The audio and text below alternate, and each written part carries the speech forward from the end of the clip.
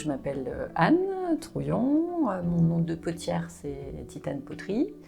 Mon atelier se situe à Alvar, dans le massif de Belledonne, en Isère. Je pratique la poterie pour faire essentiellement des objets utilitaires. J'ai toujours eu une fascination pour la poterie, c'est-à-dire que j'adorais voir des poteries finies. Je m'étais jamais imaginé que je pouvais, moi, essayer de toucher à la terre. Ça faisait un petit moment que je tournais autour dans la maison où on habite. J'ai fait beaucoup d'enduits, des enduits avec des pigments. Voilà, j'ai fait des enduits naturels, des choses comme ça. Et voilà, et c'est comme ça que je suis allée à un premier cours, une première séance.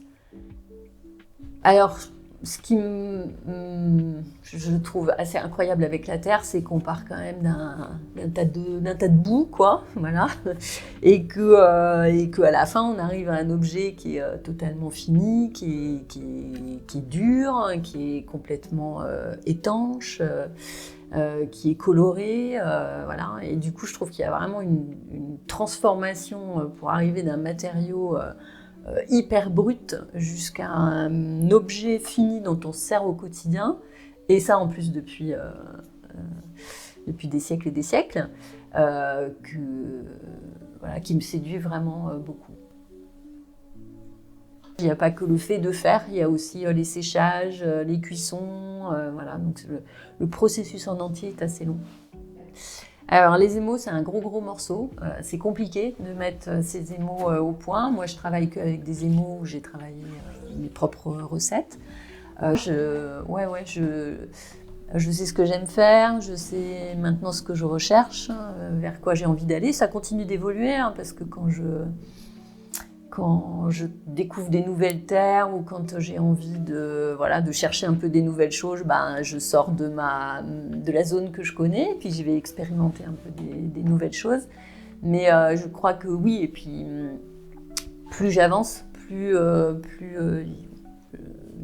je sais vers quoi je vais. Et les mains, mon corps ont imprimé ce qu'il faut pour que ça marche. Je crois que dans le corps, il y a vraiment quelque chose qui vient s'imprimer, s'inscrire, hein, qui correspond au ressenti aussi qu'on a sur le tour. Hein. C'est-à-dire qu'on s'aide vraiment de la force du tour pour mettre en forme, et qu'il y a un équilibre un peu qui se fait entre la force du tour, la souplesse de la terre qui peut varier d'une terre à une autre, et le geste qu'on va faire pour que la mise en forme fonctionne. Je pense que quand on est sur la terre, on lâche prise avec tout le reste en fait. Et je dirais qu'il est plutôt là, le lâcher prise.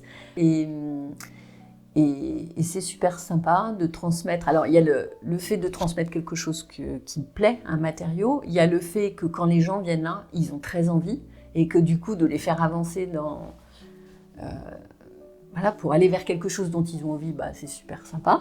Et voilà, mais où il va falloir quand même guider et apprendre, et donc il y a ce travail-là. Dans ce qui se passe dans la relation là, d'apprenant du prof à l'élève, quoi, dans cette relation-là, j'aime bien.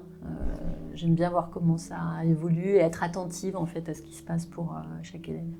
C'est quelque chose qui m'a toujours intéressée, je crois qu'il fait partie du coup de ma vie, puis que j'aime bien observer. Il y a le fait d'être occupé sur quelque chose qui mobilise absolument toute la tête et les gestes et les mains, et voilà. Et où du coup ça évacue tout le reste, et en ça je crois que ça fait beaucoup de bien à beaucoup de gens. Et là il y a un vrai plaisir, que je retrouve tout le temps. Ça c'est vraiment, il y a le plaisir, la satisfaction de créer, d'avoir créé soi quelque chose. Et puis peut-être d'évacuer le reste, oui, peut-être. Ouais.